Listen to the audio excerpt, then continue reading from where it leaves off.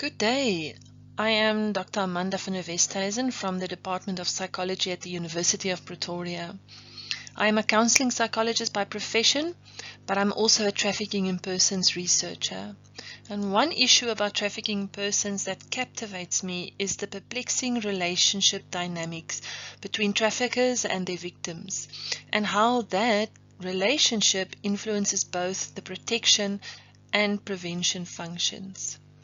My doctorate showed that this relationship between victim and trafficker is at the core of growing and maintaining trafficking in persons activities in the Eastern Cape. Paradoxical relationship dynamics also extends into other areas such as child abuse, domestic violence, cults, and some hostage situations.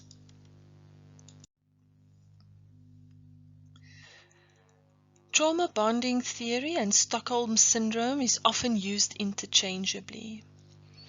But I think there are differences between these two theories, and their value lies in the different aspects that are highlighted. In the previous narrated PowerPoint on Stockholm syndrome, I explained how hostages can form a positive connection with their captors. And remember, they don't know these captors before the captivity period. If the captivity lasts long enough, I believe that a trauma bond can develop between hostages and captors within a hostage-captor environment. But I want to differentiate Stockholm syndrome from trauma bonding theory, which is the topic of this narrated PowerPoint. Trauma bonding theory relates to situations where victims and their abusers know one another well, such as parent-child relationships or intimate relationships. So within trafficking, this relates to situations in which victims are trafficked by parents or intimate partners, and it relates to the lover boy tactic. When a victim is groomed into a trafficking situation through an intimate partner relationship. The trauma bonding theory is especially useful to explain why a victim who has left a trafficking situation makes a sudden turnabout, and often a very unexpected turnabout, and wants to return to the trafficking situation and the trafficker with which a trauma bond has been formed. So in this PowerPoint, we will cover the focus of this theory, very important, two features of this theory, and the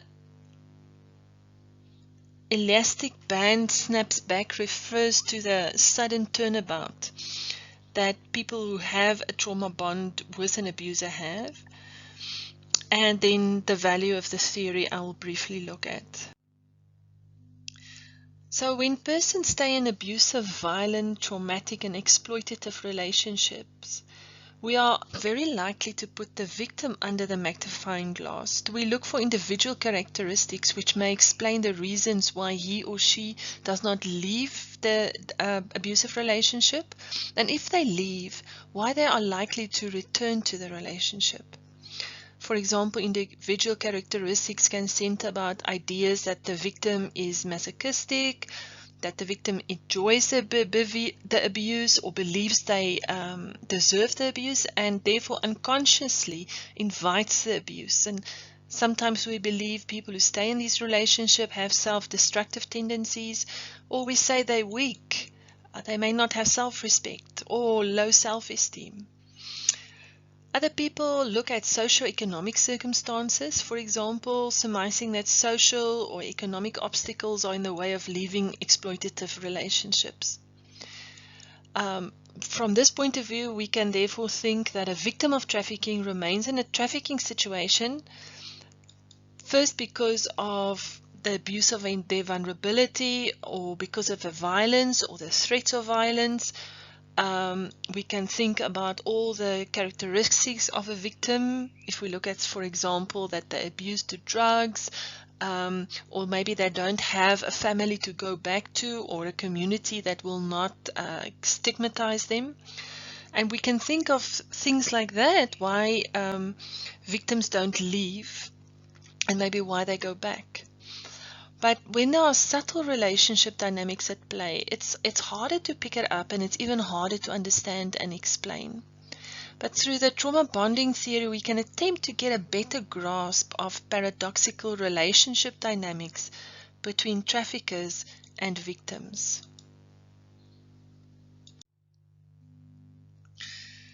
So the trauma bonding theory does not look at individual characteristics of perpetrators or victims or both, or it looks just at the contextual factors. It focuses on the relationship dynamics between the perpetrator and the victim, and tries to explain or understand how these emotional attachments are formed, how it operates under conditions of maltreatment and other traumatic circumstances, and then how it features in that elastic or that quick turnaround for the victim to go back to the situation. The magnifying glass, what we are interested is therefore more on the interactions between individuals than on the environment or on the individual characteristics. Just remember that that does not mean that individual characteristics or contextual factors are not important things to consider in understanding the holistic traffic situations. It just means that according to trauma bonding theory, individual or environmental characteristics or factors are not adequate to explain that 180-degree turnaround and return to the perpetrator that often happens even though relationship has a high prognosis of violence and exploitation. So the creators of trauma bonding theory, their names are Dutton and Painter, posited that there are two common structural features that describe relationships where traumatic bonding has been found and described. So this is the first feature of the two, and this says that there must be a power imbalance. In these relationships, there is a power imbalance. One person is perceived to have more power than the other person. So the trafficker would have more power than the victim, and both of them must perceive it that way.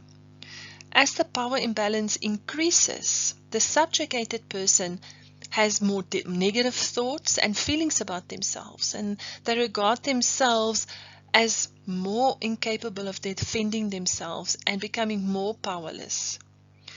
And paradoxically, because they perceive themselves as so weak, they also develop a need for the dominator, and this need grows. As time goes on, the weaker person develops an exaggerated sense of being powerless. And the more powerless they are, they need the dominator more. And for this process to happen, similar to Stockholm Syndrome, they have to develop positive feelings for the dominator. On the other hand, the dominant person in the relationship develops an inflated sense of power. But this power cannot take place or be created in a vacuum. It has to be created in a situation where there's a power imbalance. So the powerful person needs the powerless person to feel powerful. Without a victim, the trafficker can't feel powerful. Without a battered spouse, the abuser can't feel powerful. So this dependency is masked, however. The perpetrator does not show this mask of needing someone to feel okay or strong. But it's only exposed if the victim attempts to be more powerful in the relationship. So to avoid being unmasked as someone who actually is dependent on the victim, the dominator has to maintain absolute control in the relationship. I think of a situation that came out of my doctorate where a victim heard that one of the other victims were being raped by the trafficker, and she ran and started hitting the door and shouting and screaming to try and get the trafficker to stop the rape. But of course, what happened afterwards, that she was beaten with a sjambok, and that is the way in which the trafficker then reinforced this power imbalance. So because they need one another. The trafficker needs a victim to feed the inflated sense of power, and the victim needs a protector, needs a dominator, because they feel so incredibly weak. There is a never-ending cycle of dependency in this relationship. I need her to make me feel powerful. I need him because he is powerful and I'm not. So that is the first structural feature, power imbalance and the cycle of dependency. So this slide shows that there are obvious ways in which traffickers can exert their dominance, and I've shown that in black. As you can see, these are often observable, and it's easier for us to understand that these can be methods to induce or exploit weaknesses in victims of trafficking.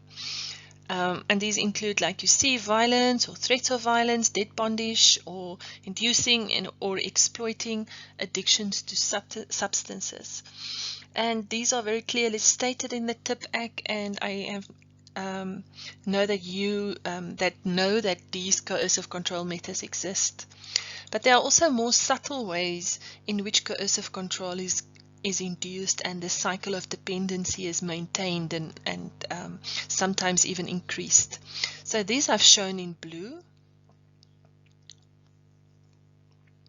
These more subtle ways often relate to existing vulnerabilities that make a victim more susceptible to be coerced.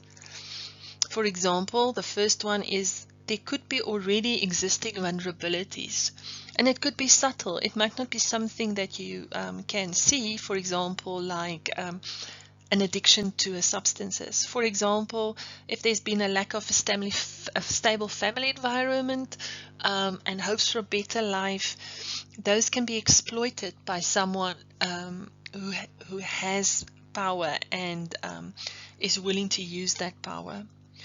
There are also existing susceptibility to certain forms of coercion. And this is something that comes up in research over and over.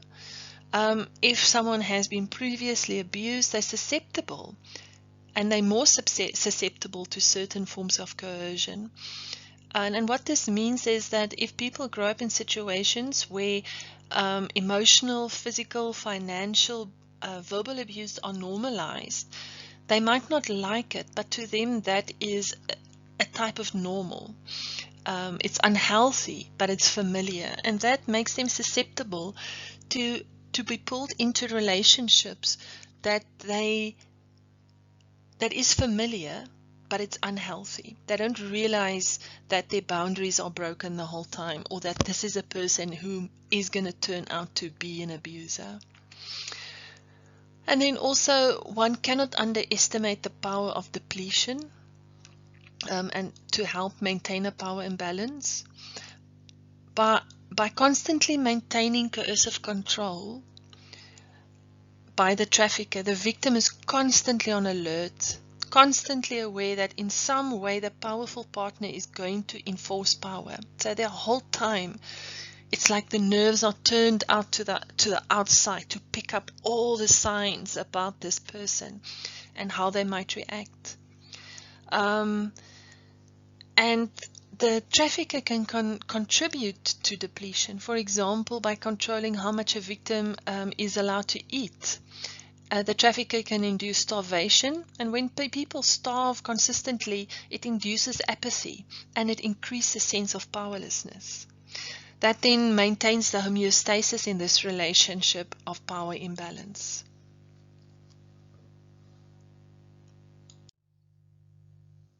So the second feature of traumatic bonding situations is the fact that the abuse occurs intermittently, but there are also positive behaviors. So when we look at the intermittent abuse, this means the victim cannot predict exactly when the abuse will take place or the violence will take place. There sometimes is a tension building phase during which the victim knows the abuser is getting ready to act out violently to maintain control, but often it is unpredicted, and the victim never knows when exactly this explosion will take place, or the violence or this negative situation will take place. So what happens is there's also intermittent positive rewards. Sometimes after the abuse took place, maybe to placate the abused person. So what happens is the victim is the subject to alternating periods of strong negative arousal when she expects abuse, and then after the abuse has happened, the victim feels relief and a sense of release associated with the release of tension after the abuse phase. So it's not that tension building, the abuse has taken place, and often after the abuse, the abuser will give a positive reward, rewarding this whole cycle. So when a punishment is administered at intermittent intervals, and when it is interspersed with permissive and friendly contact, it seems that traumatic bonding seems more powerful. In human trafficking, I've heard of very abusive situations or threat of abuse, or where victims see other victims being beaten up, and maybe family members receiving threats, and that maintains the control and the power balance. They're never sure when it will happen, but then suddenly, out of the blue, a trafficker would praise them, would tell them, I love you, you're so awesome, here's some money, oh, you brought in more money than usual, here are clothes, here's a new cell phone. And that is how trauma bond develops, and it's being maintained. So the mechanism for bonding seems to be that when the perpetrator rewards the victim with loving behavior or gifts, he becomes the temporary fulfillment of the extremely loving, kind, generous Romeo she first met. She believes that this kind, generous Romeo is the true person, and that her failings is the reason why he has to be abusive and controlling. At the same time, the perpetrator is also training the victim to just accept the abuse, because afterwards there will be a period in which her Romeo will love her and reward her. So again, this is another aspect that creates the cycle that maintains the bond, the traumatic bond between the perpetrator and the victim. So here we get to the elastic band. The power imbalance, that's the first feature, and the intermittent abuse, that's the second feature, develops an emotional bond that acts like an elastic band. When the victim attempts to leave the relationship, she snaps back to the abuser like it's an elastic band. She's on an elastic band. So how this happens is after the victim leaves the abusive relationship or the trafficking relationship, there's a period of adjustment. So we often hear that when they come from situations, whether they addicted, and I'm speaking about the victims, whether they addicted or not to substances, they have days where they just sleep for days, or they are very agitated, they can't relax, they have to get Valium or other type of injections.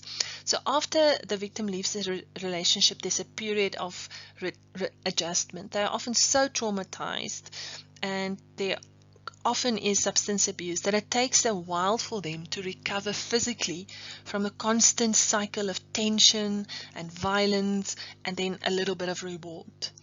But as time goes on and the immediate trauma subsides, the victim starts thinking again on the desirable aspects of this relationship.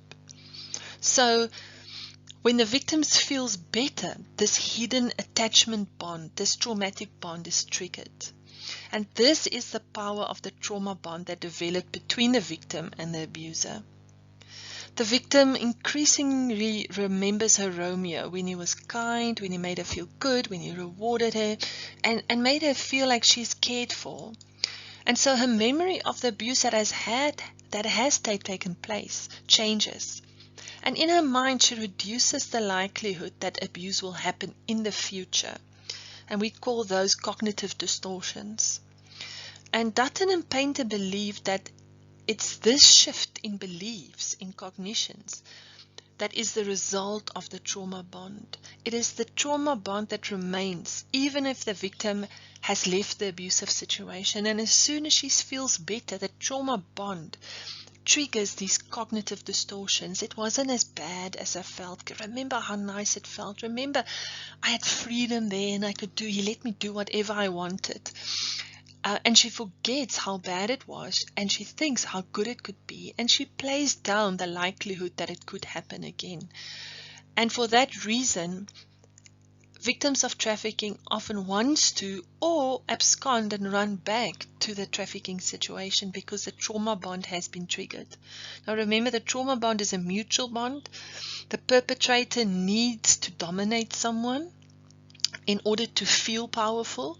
And that is where we often find things like we have traffickers that go into shelters, maybe deliver threats, but also deliver things that makes the victim think and feel that the trafficker needs her. And often it is true, because the trafficker needs to feel powerful and therefore needs the victim.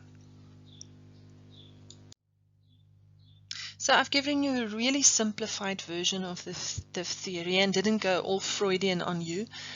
But there remains many questions regarding the complex dynamics between victims and perpetrator, and we need a lot more research so that we can answer questions. There has been some studies, but not enough.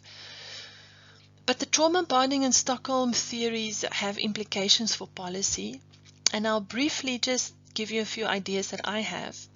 I think that if we address trauma bonding in the post-captive period, and we really help a victim to understand this dynamic that exists between her and the trafficker, fewer victims will feel this undercurrent that pulls them back to the trafficker and that pulls the trafficker back to her. And that the likelihood of re-victimization will diminish if we can address the trauma bond in post-trafficking psychosocial care. Also, understanding the hidden nature of this trauma bond can help us to more effectively identify and better engage potential victims. We don't have to look at if she is beaten or if the victim is harmed in some way. We can look for more subtle things like what made her susceptible and what are subtle ways in which the dominator and subjugated person bond is maintained. And more research on the development and the maintenance of these trauma-based complex relationship dynamics may also result in more concise definitions and maybe even diagnoses that we can use during the prosecution of perpetrators to explain counterintuitive actions by victims in these relationships. So this is the end of the section about trauma bonding. Thank you very much for listening, and I hope that you have gained some information on this. For those who are more interested in, the next slide will have more reading material for those who are interested, and I'll let the slide run for a little bit. But of course you can also go back to because this is a YouTube video, you can go back and have a look at this. Thank you very much.